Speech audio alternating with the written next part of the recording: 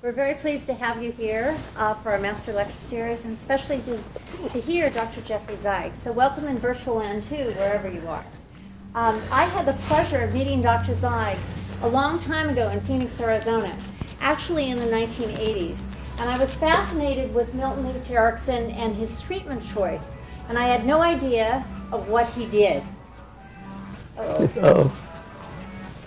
Someone's dancing. Anyway, I was just really fascinated with the idea of the therapeutic paradox. And the idea that what that is, a simple example would be, how do you stop, a bunch of wild horses that are running freely? And the idea in the therapeutic paradox is, how do you stop these wild horses, is to say, run faster. And so I was just really intrigued by Milton Erickson and wrote my dissertation on him about the underlying theoretical constructs of Milton H. Erickson's treatment choice. Does that sound like a scholarly title? Anyway, it took me 2 years to complete it, so I have much empathy for people doing doctoral projects here at Cal Southern. Little did I know that Dr. Zeig would become the director of this institute, as well as become a master architect for the most influential conference in the world, psychotherapy conference that is, that meets every 5 years, and it's called the Evolution of Psychotherapy. It was just here recently in Anaheim, and perhaps many of you went. I see many heads nodding, and a lot of the presenters, such as Thomas Zaz, Erwin Yala, Michael Yapko, Daniel Amen, Ellen Bader, I mean, they're just wonderful pioneers in the field, and they share their own unique version of psychotherapy, different perspectives. And I'm just pleased that Dr. Zeig is actually the master of this particular forum where we can have different ideas shared. Dr. Zeig, also now a little bit about him. He's edited and authored more than 20 books. They appear in over 12 languages. I'm not sure if they're in French yet. He organizes the Brief Therapy Conference, as well as the couple conferences that are here in California. And those are just really exceptional. I had the good luck to go to the one in Newport Beach, at least the tail end, and I was able to hear a little bit by Ellen Bader, and she talks about attachment relationships and how we go through the stages of bonding like you do with your parents whenever you're in a romantic or intimate relationship. And it just was really an eye-opener to go through those particular stages and to figure out where I was. Anyway, self-reflection is a good thing. Anyway, back to Dr. Zeig. He also holds the International Congress on Ericksonian Approaches to Hypnosis and Psychotherapy. He's on the editorial board of numerous journals. He's a fellow of both the American Psychological Association, it's Division 29, as well as the American Society of Clinical Hypnosis. He's a distinguished practitioner in the National Academy of Practice and Psychology, and somewhere along the line, while he's touring the world, or when he's not, he's a practicing psychologist and marriage family therapist here in Phoenix, Arizona. We're very pleased to have Dr. Zeig with us today to talk about the masters. So without further ado, let me introduce to you Dr. Zeig. Thank you very much, and that was a wonderful introduction. And now I'm going to cut in front of you. And part of the joy of doing these conferences is honoring masters, because I think at the last Evolution conference, the average age of people was on the faculty was about 75, could have been higher. And so this seems to be a little program in my life to be sure that some of the wisdom of these masters continues, and hence today's presentation. Now, just for a little bit of a theoretical overview, if we think about elements of communication, every communication has multiple elements, and that's one of the things that makes communication both interesting and also difficult for us as psychotherapists. So if I say, it's really a beautiful day, well, there's an affect that's attached to that. I'm feeling good today. There's a thought. I'm talking about the content of the day. There's my behavioral presentation. There's a sensory representation, how I view the day and how I represent it internally. I say something at the same time about the relationship. This is a kind of relationship where I can be friendly with you, and communication is a biological event. Now, if communication was that simple, we probably wouldn't have much work to do as psychotherapists. But there are secondary elements that immediately modify the primary elements. So I could have a positive or a negative or a neutral attitude about saying it's a beautiful day. Oh my God, that was so stupid to say. Or, wow, that was interesting to say. Or, whoa, that was fabulous to say. And then every communication has a context that only happens in one time and one place. If I say it's really a beautiful day, it's really a beautiful day, there's a qualitative dimension. Every communication is ambiguous because if I say it's really a beautiful day in Phoenix, Arizona, the desert where I live, that means that it's a rainy day. Every communication is symbolic because DAY is a symbol. It's just a representation that stands for something that we can all understand if we speak English. Every communication has some idiosyncratic elements because there's a transferential aspect that expresses something about my history as I'm making that communication.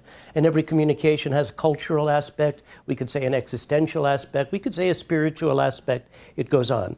Now what's happened is that theorists in psychotherapy have sort of staked out a territory, like Rogers staked out the territory of affect.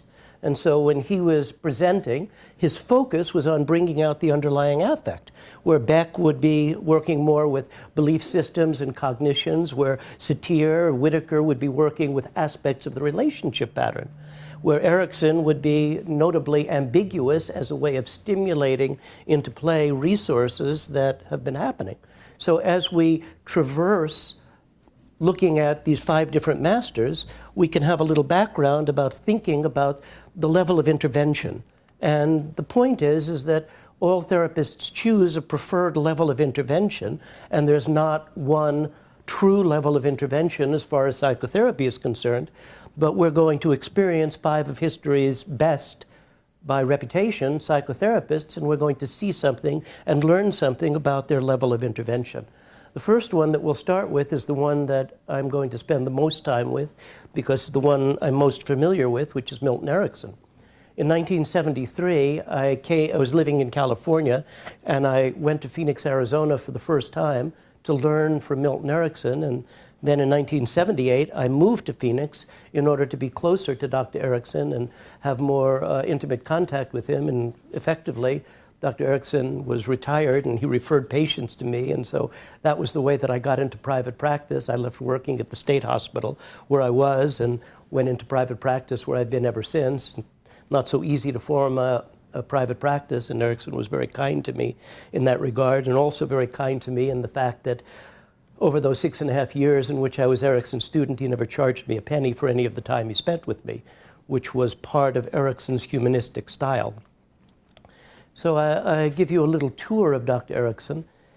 Erickson was a man who was confined to a wheelchair, and he had polio when he was around 17 and spent most of a year, he was a champion high school athlete, spent most of a year recovering from polio, really couldn't move, and he was living in a farming community in Wisconsin. So this is around 1917, 1918. And you can't imagine in a rural community that there was much support for somebody who was completely paralyzed with polio. But fortunately, he recovered from polio, and yet he was confined to a wheelchair the last 13 years of his life. Always walked with a cane, had post-polio syndrome that at one time was thought as a second exacerbation of polio. It was before post-polio syndrome was understood. And so when I met Erickson, he was confined to a wheelchair, and his vision was double. His hearing was impaired. He couldn't wear false teeth in his mouth because, although not medically correct, we could say that his tongue was dislocated and his lips were partially paralyzed. And he had constant chronic pain. He was breathing by virtue of half a diaphragm and a few intercostal muscles. So he had to work to breathe.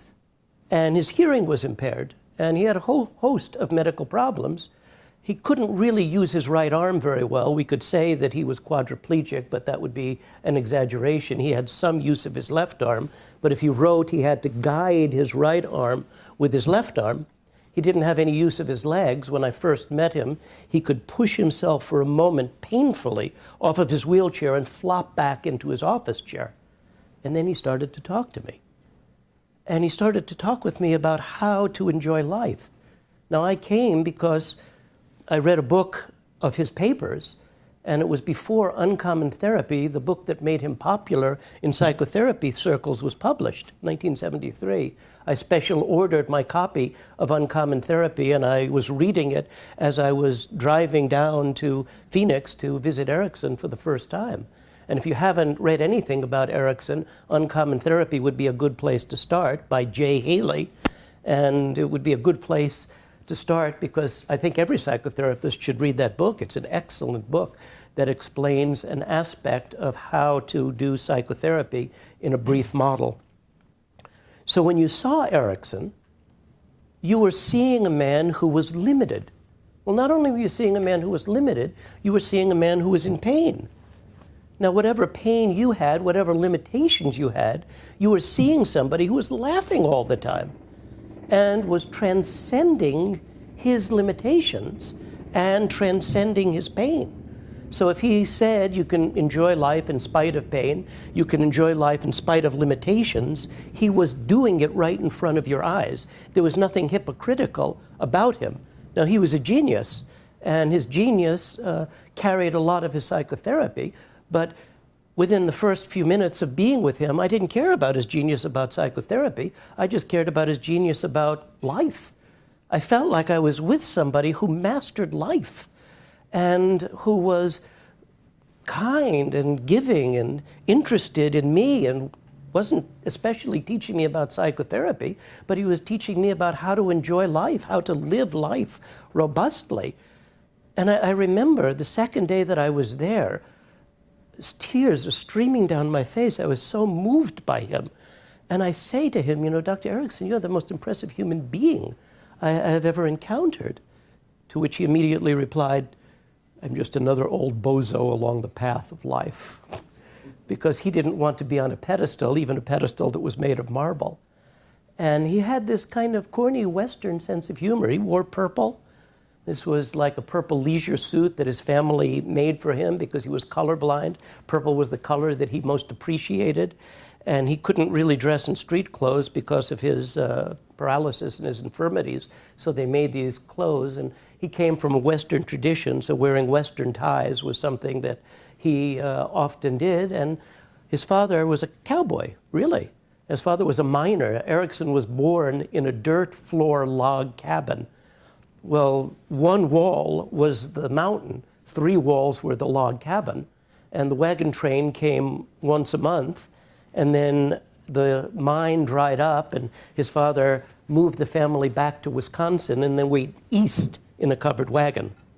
So that probably was a metaphor for some of the peculiarities, idiosyncrasies of Erickson, that where everybody else was going west in a covered wagon, he was going east in a covered wagon. And Mrs. Erickson, well, she was very much a part of the Erickson Foundation. I established the Erickson Foundation in 1978, and it was a way, 1979, and it was a way of saying thank you to Dr. Erickson for all of the time that he donated to me. I organized the first Congress in 1980 as a tribute to Dr. Erickson and invited all of his friends. It was scheduled to be at his 79th birthday. And this was December 5th of 1980.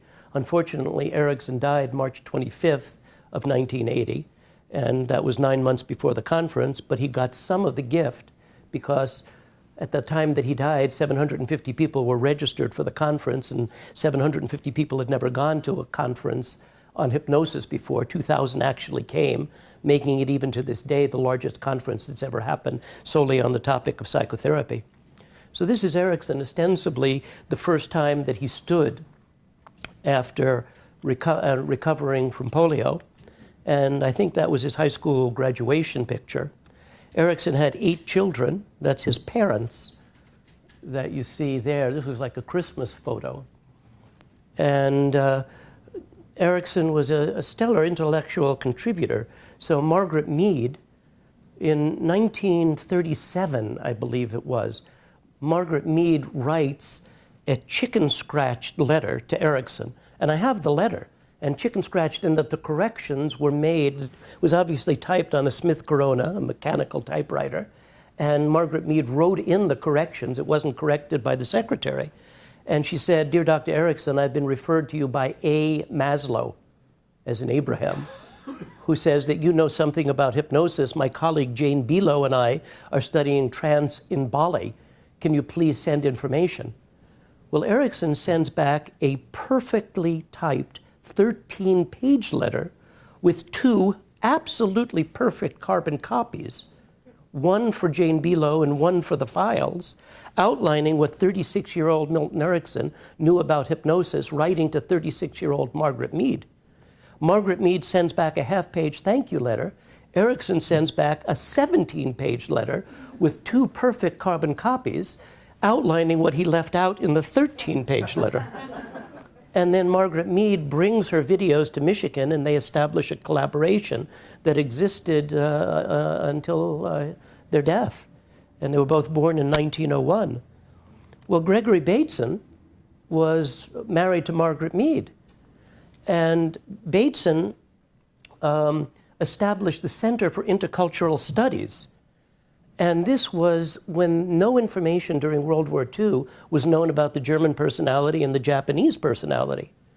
So they brought Erickson in as a stellar figure to meet with a German man. They had dinner actually at Margaret Mead's home to hypnotize a Japanese man, and they were trying to find out anthropological information that didn't exist at the time about the German personality and the Japanese personality. This information was funneled through Bateson's Center for Intercultural Studies into the War Department and to try to help in the effort in World War II.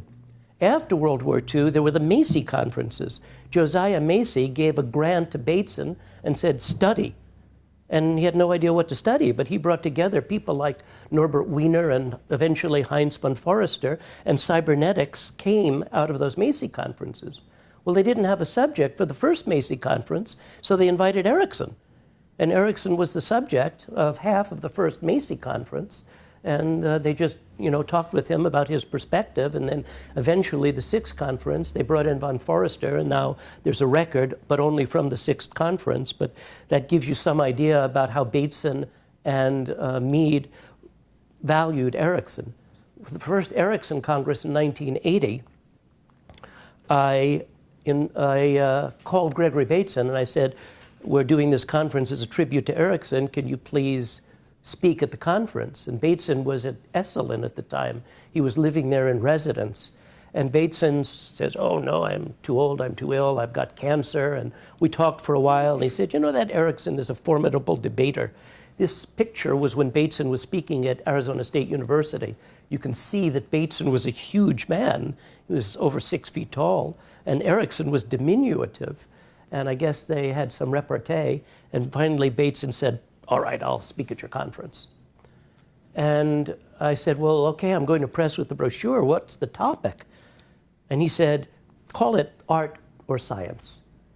And that was stunning off the top of his head that he was going to do a speech on Erickson called Art or Science. Eventually, I spoke at the American Psychological Association, and in deference to Bateson, gave a speech called Art or Science. And when Bateson died, which was 4 months before the meeting, I had my featured speaker gone, and I had my keynote speaker gone.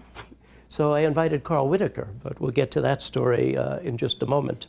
More people canceled the conference when Bateson died than canceled when Erickson died, but still 2,000 people came.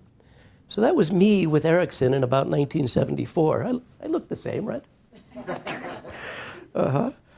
And then he had these teaching seminars in his home, and he was Norwegian ancestry, but also part Indian, so the Viking jacket was certainly appropriate.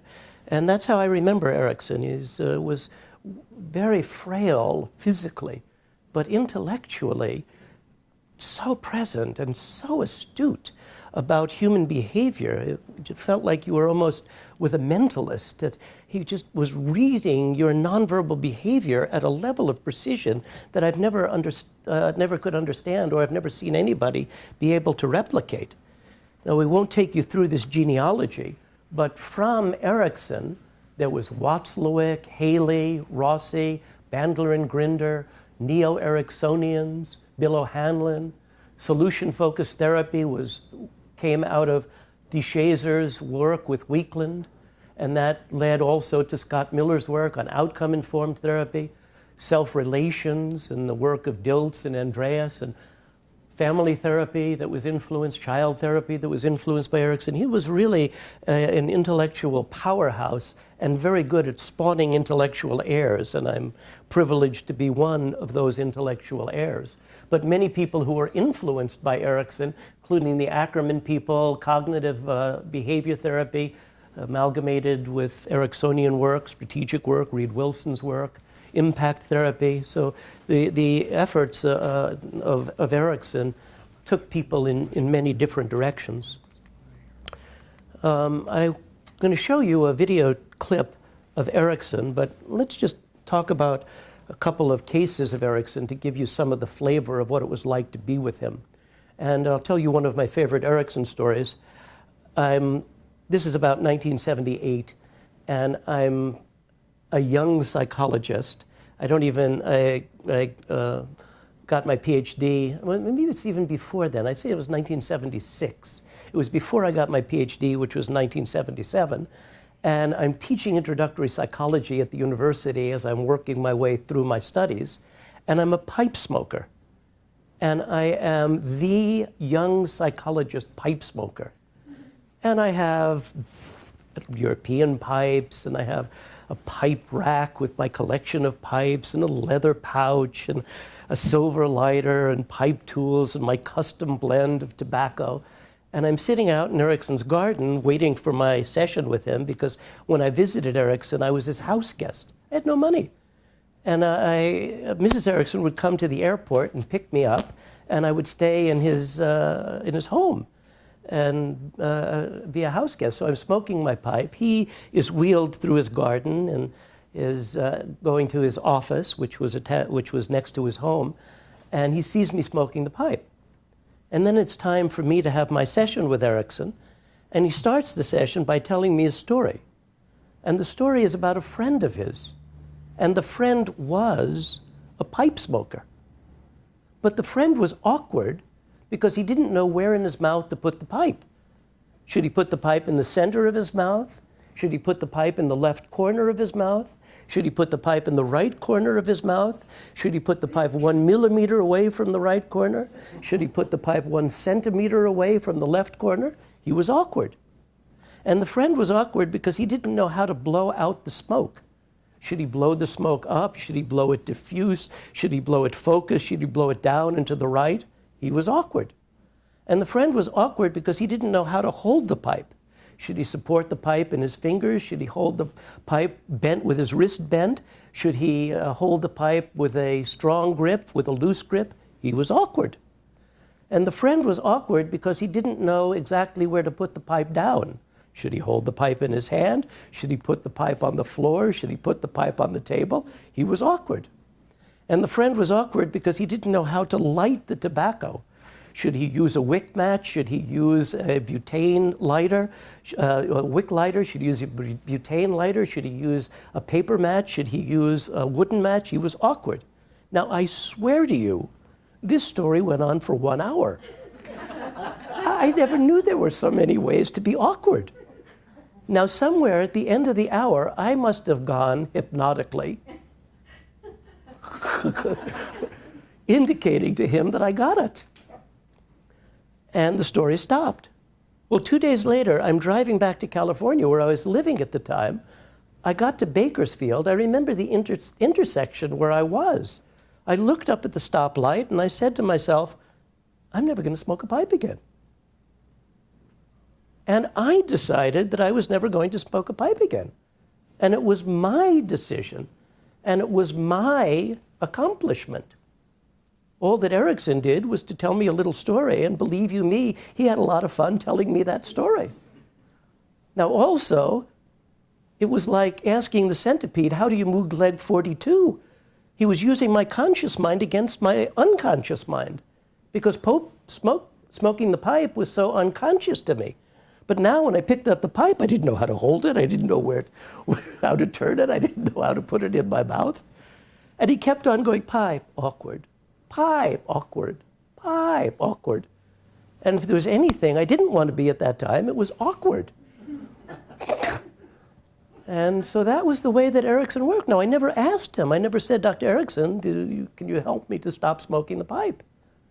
But he just saw that, and he didn't work on the problem. He worked on the emotional background. He just changed the emotional background, and he changed the context. And when he offered me that different context, then I had the intelligence to step up at that moment, but it was my decision, and it was my choice. And that was, and then I followed Erickson. I never saw him do anything like that again. It was like an improvisation. He just invented that at the moment. And this made it hard to research Erickson because he was so artistic in his approach. I'd like to show you a little clip of Erickson, but I'll take you on a tour first of Erickson's home to just give you a feel for Erickson, and then we'll come back and we'll look at a clip of him doing hypnosis, a 7-minute clip from 1964. I apologize in advance for the problem with the sound, because in 1964, Ciba Pharmaceuticals had a grant for the American Society of Clinical Hypnosis. They brought in these huge cameras and did a 16-millimeter film of Dr. Erickson doing 5 inductions in a 35-minute span. He worked with 5 different women demonstrating inductions of hypnosis, and we're going to look at the second of those 5 clips.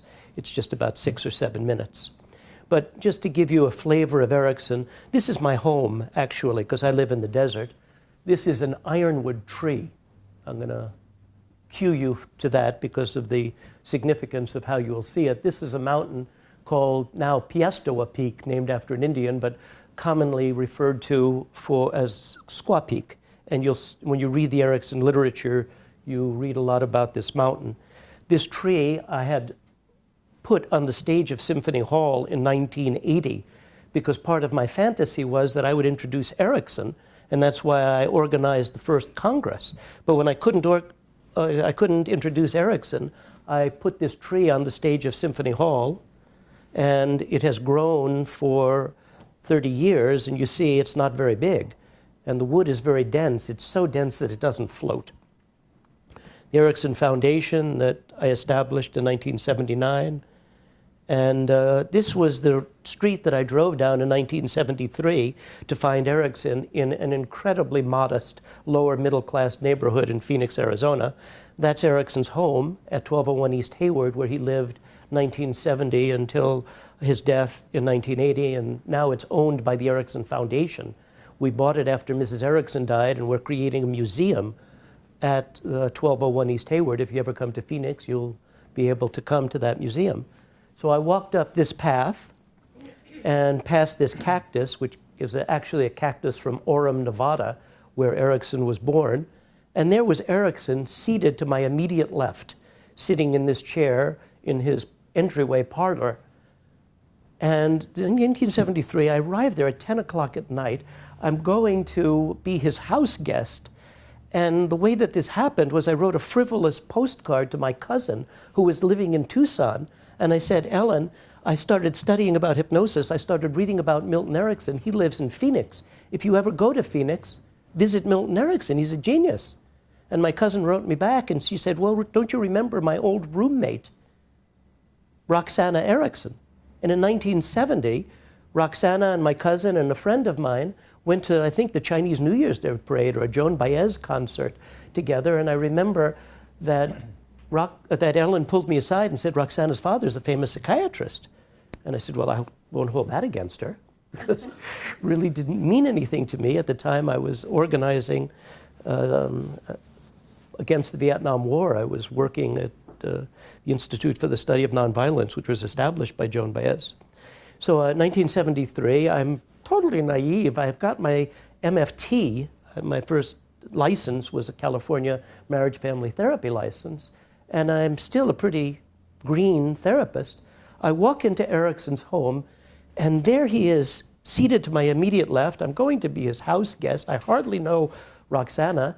I sent him a copy of a paper that I had written, and it was a utilization technique of Erickson's work in working with schizophrenic patients. As I come into the house, there he is, seated in that chair, immediately to my left, and Roxana says, "This is my father, Dr. Erickson. Erickson does this."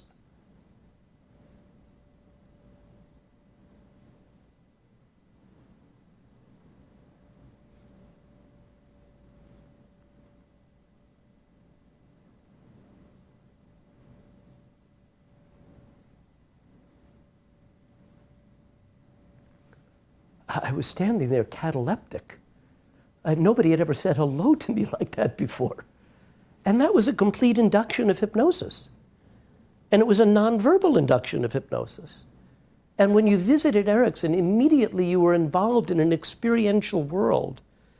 You weren't involved in talking about things. You weren't involved in discussing, in him commenting on your history or your attitude or your relationship pattern. What it was like to be with Erickson was that he was just giving you experiences. And by virtue of the experiences that you lived, you would be transformed. There are many schools that are called experiential therapy, but there's never been a therapist like Erickson who could live an entire hour, 3 hours with you, doing nothing but giving you experiences. And these could be stories, or these could be hypnosis, or tasks, or riddles, or fragments of poetry. Just one experience after another, each of which was meaningful. And rather than trying to interpret the meaning of these experiences, it was like being developed from the inside out. By living these experiences, you would be different. So this was Erickson's entryway. And these sculptures are ironwood. And he loved to collect ironwood. They were primitive carvings made by Seri Indians, and Erickson would, he had a better collection than the museum. And primitive in that the wood needs to cure in the desert for 10 years before you can carve it. It's so dense again that it doesn't float. It was sanded with sand from the sea, and it was polished with shoe polish. And then he would give these away to his students and to his family, and all of which for symbolic reasons. I have one that's like an owl. And so his whole parlor was filled with these wonderful carvings. But this was a carving that Erickson did. And when he was recovering from polio, he was a farm boy and he loved to carve wood. So he made that carving as a way of keeping his hands supple. And when he couldn't carve anymore, he collected carvings and seemed to take as much pride in collecting carvings, another one of the carvings that he did, as he did with the carvings that he bought. He was just as proud of the ones that he made as the ones that he bought. And that was his home, and kind of decorated an early grandmother. It was, you know, just so modest. That's the kitchen, very much the way that it looks right now. And then the backyard where I sat and smoked a pipe.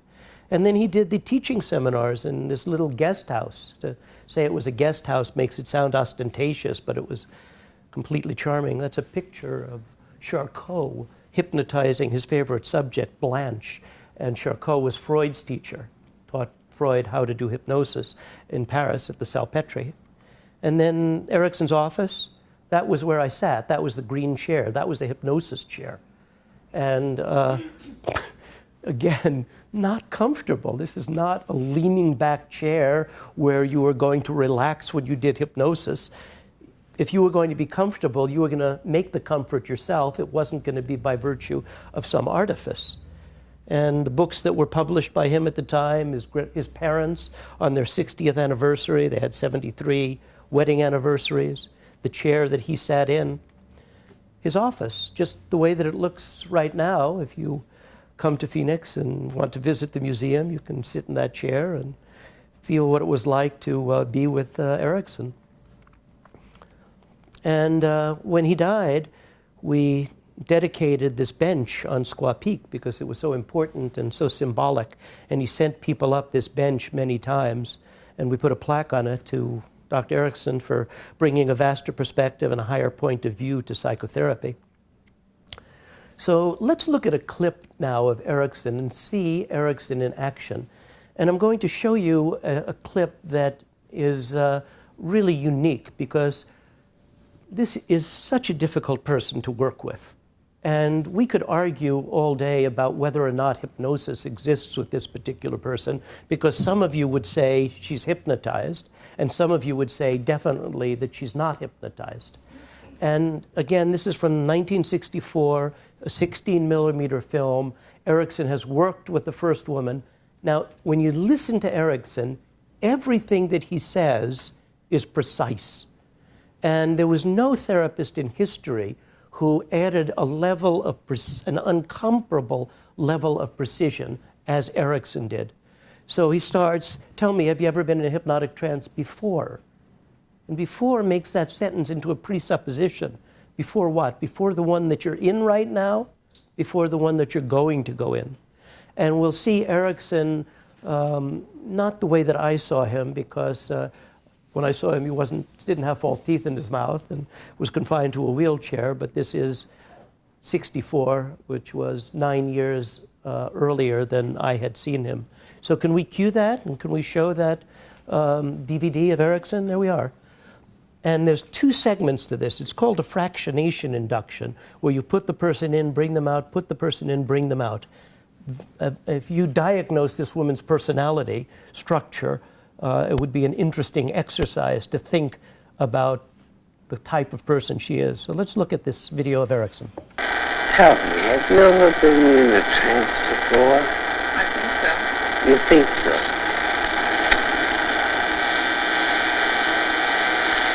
Who is the man put you in a trance before? Dr. Yanowski. Dr. Yanowski? That was very nice of you. I enjoyed it. You enjoyed it? Mm-hmm. And when do you think you'll go into a trance for me? From the way my arm feels, I would imagine I might be in one now. The way your arm feels, you might be in a trance right now. Yes, that's right. In what way does your arm feel different? It tingles. It's single. It's apart from you. No, it tingles. Yeah, it tingles. It's just plain single. No, it tingles. My hand, well, now maybe it's single. It doesn't seem to be so much a part of me as it was before. Tell me, are your eyes open? Wide open. You're sure of that? Right now I am. Right now you are. Mm-hmm. Still being sure of it? Yes. Are they closing? Not yet. You sure? Yes. All the way? All the way?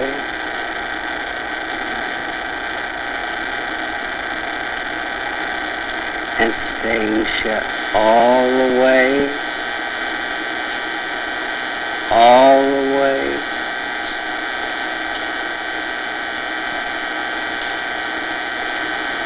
All the way shut now.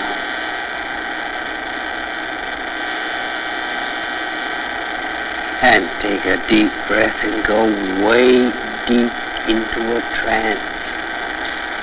And in any future hypnosis, whether it's medical or dental, I hope you enjoy it thoroughly. And I hope that never would you use hypnosis to entertain people, but to instruct them and to make them much more aware. And do you mind if I talk about you? No. It doesn't make you self-conscious, does it? No, not when you're in a trance. Not when you're in a trance. but you can make a response to me. Isn't that right? Yes, I can. And all of your surroundings seem awfully unimportant, do they not? That's right. I'm only conscious of your voice. You're only conscious of my voice. Well, that's enough, isn't it, really? Oh, yes. Because we're here for a medical purpose, to demonstrate various things. And so, take a deep breath, rouse up completely, rested, refreshed, and energetic. Do you think you're wide awake? Well, no, I don't. I can't get my arm down. You can't get your arm down? No. Do you mean your arm is still asleep? Yes, it is.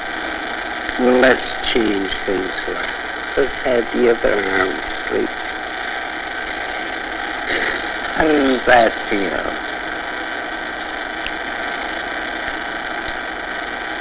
That feels like the other one did now. That feels like the other one did. Are your eyes wide awake? Yes, I think they are. You think they are? You're sure of it? Right now I am. You didn't even have doubts? Well, in this type of thing, you always have doubts. You always have doubts. And so when the doctor says, I doubt if you have pain, what's your reaction?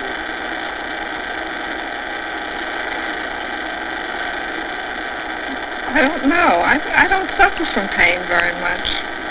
Isn't it nice? I think it's wonderful. That's right. And even when your dentist works on you, you will be free of pain. By the way, are we alone here? No. Do you see anybody else? No. Not right now, I don't. Just me? Yes. Is that enough? Right now it is, yes. Right now it is enough. Now close your eyes and take a deep breath and wake up wide awake all over. All over. How can I wake up all over when I can't get my arm down? How can you wake up all over when you can't get your arm down? You know, your arm is part of all over.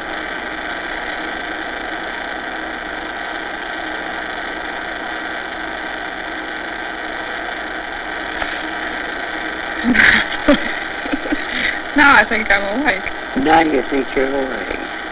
You know, it's very, very nice of you to cooperate with me. Now, if you took a few hours to review that and study it, what you would learn would immediately improve whatever psychotherapy you were doing, no matter what school. Now, that was a very difficult woman to work with, partly because she was incongruent. And when you listen to her, her voice is her everyday voice. It's not a voice of somebody being hypnotized. Her behavior is sort of someone being hypnotized, but the incongruence in her presentation makes her an uncomfortable person for anybody to be around. And Erickson was playing a game of cat and mouse, and he was always the cat. And what he did at the end there with expectation, where he just sits back expectantly. You know, your arm is part of all over. And then he just sits back expectantly, doesn't do anything. And the power of expectation, waiting. And then she moves her arm just a little bit, and then he smiles. And then she moves her arm down, and they laugh together. I would really enjoin you to study every moment of that, and that piece about there she is compulsively keeping her right arm up. And so what does Erickson do? So smoothly, he just moves the compulsion to her left arm. But if you change the compulsion from one direction to the next, you've done psychotherapy because you've made some significant change in the habitual pattern, and that change can be built on. Now, that's amazing thinking. Nobody that smooth should be from Phoenix, Arizona, to be able to think that quickly and to move the compulsion. So if you have a patient with a compulsion, have them, or an obsession, have them obsess in a different language. Just change something about the character. You don't necessarily need to do response prevention. Well, I wanted to spend the majority of our time talking about Erickson, but we have some other people to consider, and so let me give you the background of some of these other people. Frankl and Satir and Rogers and Whitaker. I unabashedly loved Erickson, but I unabashedly loved Viktor Frankl and Carl Whitaker too, and had less time and unfortunately less interaction with Satir and Rogers. But I started this idea of the evolution of psychotherapy in 1985. So in 1983, I started to invite people, and I said, let's do a conference on the evolution of psychotherapy. And I invited Bruno Bettelheim and Rollo May and Albert Ellis and Bob and Mary Goulding, Arnold Lazarus, James Masterson, Tim Beck, Carl Whitaker, Murray Bowen, Thomas Zaz, Virginia Satir, Miriam Polster, Zerka Moreno, Chloe Madonis, Carl Rogers, Joseph Wolpe, Jay Haley, Watzlawick, Zaz, Judd Marmer, Mnuchin, Irv Polster, Ernest Rossi, R.D. Lang. It was like Woodstock for psychotherapists. And the conference sold out 3 months in advance. You couldn't get a ticket to come to this conference. 7,200 people came to the first Evolution of Psychotherapy conference in Phoenix, Arizona. And I organized it, and it just was like, oh, okay, we'll come. It was the right idea at the right time, and many of these people were, it was like Star Wars, that first conference, because there was, my technique and my school was better than yours, but gradually there became an interchange between some of these stellar figures who invented 20th century psychotherapy, and people became much more interested in learning, well, what's happening on the other side of the fence? And I think that the Evolution of Psychotherapy conference were somewhat instrumental in having that kind of integrative approach. So then every 5 years, I organized it again. And now we organize it every 4 years. This is Viktor Frankl, Mara Salvini Palazzoli, Betty Friedan, was Jim Hillman is somewhere here, Rollo May and James Bugenthal, Jim Hillman, and Helen Singer Kaplan. And just added to the cast of characters. And then in 1994, we did it in Hamburg, Germany. Again, Viktor Frankl, but this is Bill Masters of Masters and Johnson. I should have added him to the list of people to talk about because he was pretty fascinating in and of himself. Just so sweet, humanistic a guy. He suffered from Parkinson's disease.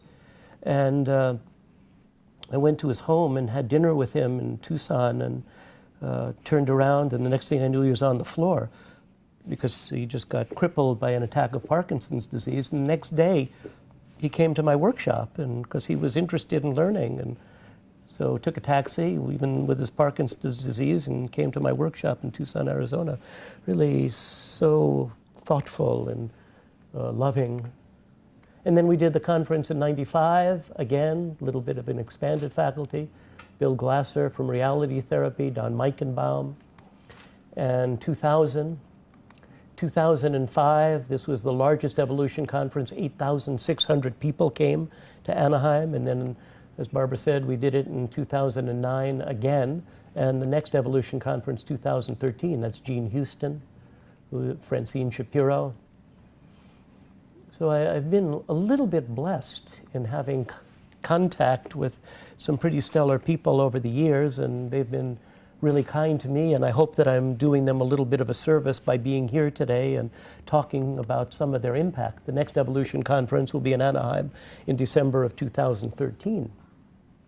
Well, Viktor Frankl, and again, I unabashedly loved Viktor Frankl. In 1990, I invited him to the Evolution Conference, and then in August of 1990, I said, I'm going to be in Vienna.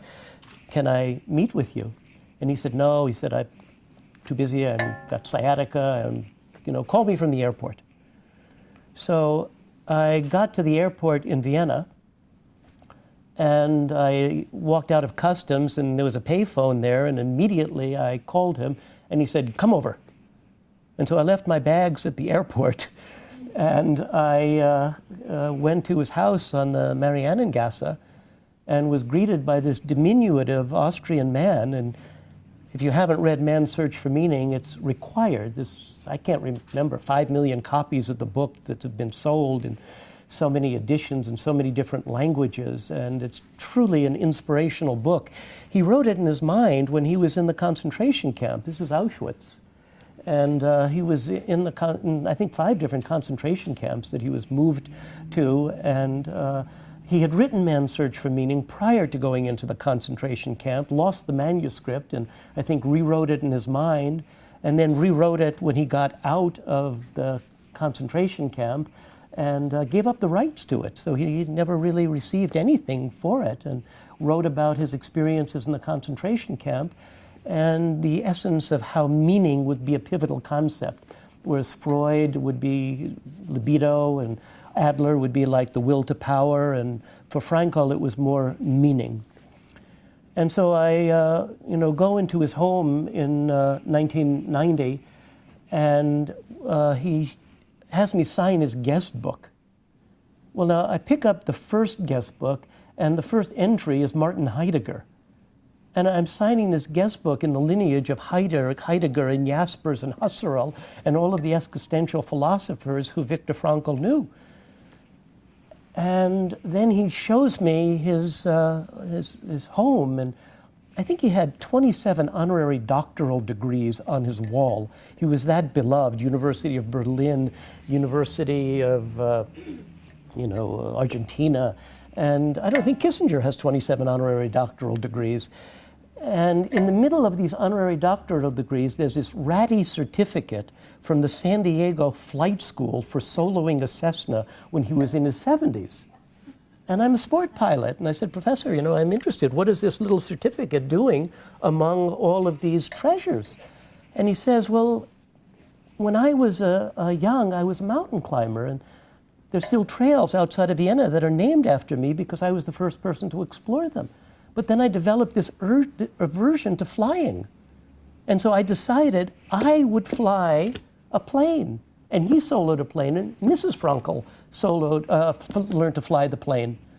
And then he said to me in beautiful poetic German, "Ich lasse mir nicht alles von mir gefallen."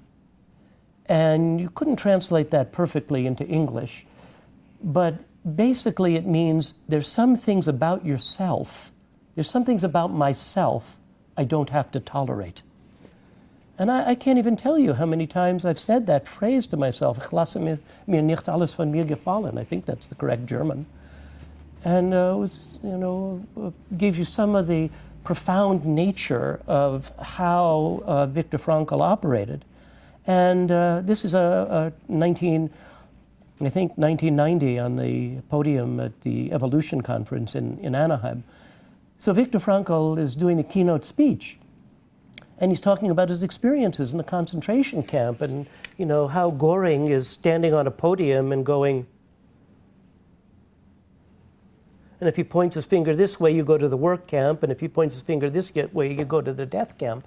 And fortunately, Frankl is going to the work camp rather than the death camp, and telling stories about how he would perk up his cheeks so that he just looked a little bit better. And how he lost his mother and father in the death camps and other relatives. And so beloved is Viktor Frankl that he gets a 5-minute standing ovation before he speaks. And then he gets another 5-minute standing ovation after he speaks. And I'm walking across to the Hilton Hotel with him from the convention center. And as we're walking across, we're midway across the street, and he looks at me and he says, "Dr. Zeig, can you please tell me, how could I have done a better job?" I get a chill just remembering that moment, because people wanted to just be near him, and they wanted to get a photograph with him, and they wanted a lock of his hair. And walking through the convention center with him would be like walking with Madonna or some rock star, where people just wanted to be near him. He was that beloved. and incredible podium power. He had macular degeneration at the time, so he had to wear sunglasses because of the reflection of light, and he was trying to save as much of his central vision as he possibly could. But he didn't mind the macular degeneration because he said that he referenced everything back to the concentration camp. He said that if he was given the choice when he was in the concentration camp of blindness or being out of the concentration camp, he would have chose blindness. Or in the concentration camp, he would have chose blindness. And so everything became very easy for him, even though it wasn't necessarily so easy. He lost his wife in the concentration camp, and it was some, pretty horrible times. He would think when he was being hit over the head with a shovel by a capo, one of the guards, he would be thinking, well, someday I'm going to be on a podium and I'm going to be talking with people and I'm going to be telling them about this experience. And he would try to find ways of making his moment-to-moment life meaningful. And basically what he said was that Maslow was wrong, and that Maslow in his hierarchy of needs was wrong, that people didn't have to have their basic needs met, that they could still, even under the most desperate of circumstances, they could do meaningful, and they did do meaningful actions. And so then I'm at his home in 1990, and I give him a book to autograph. And he autographs the book to Dr. Zeig to remember his visit at my home in Vienna with my thanks for visiting me, Viktor Frankl. And I give him a copy of one of my books, and we exchange books, and we start to talk. And then he says to me, at the end of this time, and you have to, imagine this home. I mean, there's a picture of autograph from Mamie Eisenhower, because President Eisenhower, when he was dying, he was reading Man's Search for Meaning, and I think Mamie Eisenhower had called the Frankls to come to Washington, D.C. He was so beloved, and so many interesting people who just came to him because of not only his charm and charisma, but also his intellectual power. So at the end of this time of meeting with him, he says to me, let's go to dinner. And I say, well, that's perfectly fine, but only if I invite you. And he says to me, don't give me any of that manipulative Ericksonian stuff. I'm taking you to dinner. So we go to dinner, and we're having this dinner together at the little Italian restaurant around the corner where he had dinner, and we're talking about his experiences with Freud and his experiences with Adler, and that he was Adler's protege, and then made a statement that was not supportive of Adler at one of their meetings, and how he was extricated from the coffee house culture. And I turned to Mrs. Frankl and I say, I'm so sorry, you must have heard these stories before. And she says, oh no, some of these I'm hearing for the first time. And I realized that we're having this kind of Herculean battle in an implicit way, and I'm working to try to make him feel good about himself, and I'm good at this. And I'm outclassed 6 ways from Sunday. He's just doing such a better job at making me feel good about who I am. And then at the end of the dinner, he autographs another book to me, to Jeff Zeig. After enjoying hours of discussions with him, discussions enriching me. With thanks, Viktor Frankl. And then he draws out of his peripheral vision, because he didn't have central vision, he draws a caricature of himself at the podium in the book. And then as we're leaving, the coup de grace is that we're standing at the front of the Italian restaurant, and this diminutive Austrian man hugs me, which is not typical of Austrian culture. And he holds me and he looks in my eyes and he says, Dr. Zeig, this evolution of psychotherapy conference that you're organizing, it's such a good idea. But the field of psychotherapy would be so much better if there were more people like you in the field. And then he hugs me again. He says, and thank you for being. And I just melt. It's an incredible moment. And I go to a coffee house and I spend an hour there making notes, process notes about this time with Viktor Frankl. And in my last meeting with, try to be quick, and when we did the Evolution Conference in 1994, was really kind of a pivotal moment in my understanding the essence of Frankl, because we did it in Hamburg, Germany. And he was the keynote speaker, but he had to block his phone so nobody would call him, because otherwise he would have been deluged with phone calls. And my co-organizer, Bernhard Frankl, of the conference, one of my dearest friends, who is one of the pioneers of Ericksonian therapy, especially in Germany and Europe, and he has helped me to, we co-organized, he was maybe the primary organizer for the 1994 Evolution Conference, and all he wanted to do was to go out and have dinner with Viktor Frankl after the conference. And so I weaved my way through the hotel, because unfortunately Bernhard's father got ill and was hospitalized, and Bernhard wasn't sure if he would have to immediately leave Hamburg and go back home to be with his father. And so I went and found the Frankls, and I said, Bernhard, we can't know about dinner, we have to wait just a little bit. And immediately, in a peremptory way, Viktor Frankl said, well, Bernhard can't go. You can't go to dinner. And I said, why? And he said, well, it wouldn't be meaningful. And that was the fulcrum. If it was meaningful, he did it, and if it wasn't meaningful, he didn't have time for it. And he made that as his way of being in the world. The last time that I met him was, he was in his 90s, and he was coronary condition, and he was in the Allgemeines Krankenhaus, which is this cavernous hospital in Vienna. And nobody could visit him because he's like a public figure in Vienna, but because I was a friend of the family, I got to visit him as he was in his hospital room, and Mrs. Frankl is there, and his son-in-law, Franz Vesely, is there, and I go in with Charlotta, who's my workshop organizer, a physician. And he was weak, like a little bird. And as we walk in, he just pulls himself up, takes Charlotta's hand, and he kisses it, as a proper Viennese gentleman would. And at that moment, you knew that was what was meaningful. And he was doing something that was meaningful, moment to moment. And it became his Occam's razor. So I think we should look at a clip from Viktor Frankl from the 1990 Evolution Conference, a conversation hour that he was having. And if we have time, we'll take a look at 2 short clips so that you get a feeling for who Viktor Frankl was. And this statement is not an oversimplification of what I'm believing in, but it is rather as simple as the truth always is.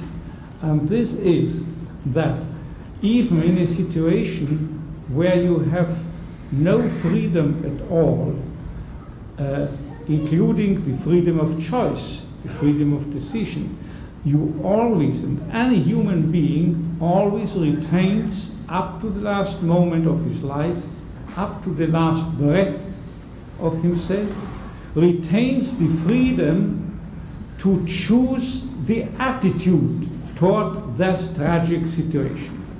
In other words, by what attitude I adopt toward a tragic situation may well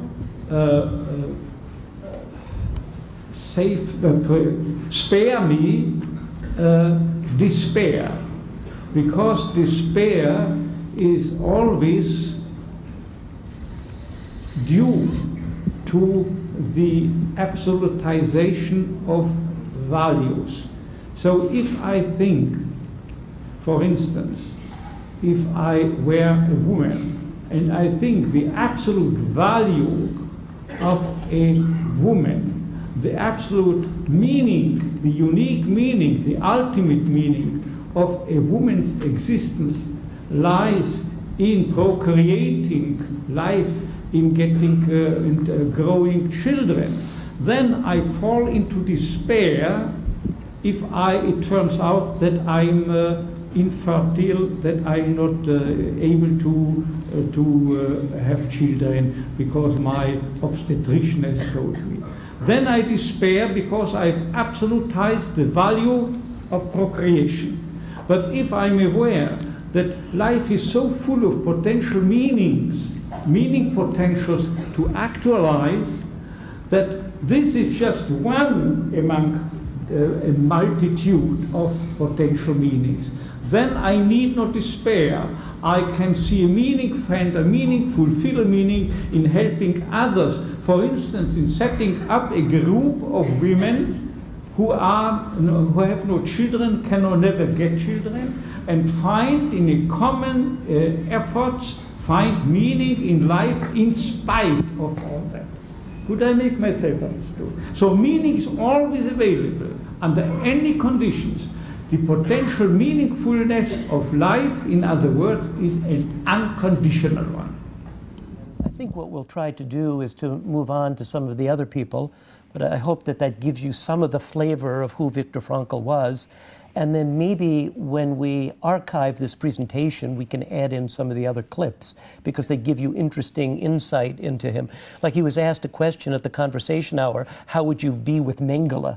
What would you do if you were confronted with Mengele? And he actually answered it about Eichmann. And that he said that if he were in charge of Eichmann, who I think died of in an accident in Argentina, some kind of a swimming accident. But he said if he was in charge of Eichmann, that he would assign 6 police, and that he would try to get Eichmann to do something meaningful. And that what he would do is he would suggest that Eichmann travel around the world giving lectures on what he did wrong and what the forces were that created an Eichmann, so that people would learn never to have, that should never be another Eichmann. And no bitterness and just an immediate sense of what is meaningful. And he told another story that maybe we'll be able to cut into this presentation, that he's a professor of neurology and psychiatry in Vienna, and this protects his parents because he's in charge of that department in the hospital. So he thinks that he can protect his parents from going to the concentration camp because of his position. And he gets a visa to the United States, and he had applied for this. And this was his path to freedom. And his parents were overjoyed for him that he could leave the oppression of Vienna. And as he's, doesn't know what to do exactly, whether to go, he had to go to the embassy the next day. And he goes to his parents' home, and there's a piece of marble with a Jewish letter on it. And it's from the remnants of the temple that was destroyed on this particular day in Vienna, where so many of the Jewish temples were destroyed. And he asks his father about it. And his father says, well, that could only be from the tablet, one commandment. And what commandment? And the commandment was, honor thy father and mother. And at that moment, Viktor Frankl said that he decided to stay in Vienna to protect his parents. And he said, well, you could view that as a piece of calcium carbonate. But it was the meaning that he projected into that made all of the difference. Tremendous person, and I hope that you look into learning more about him.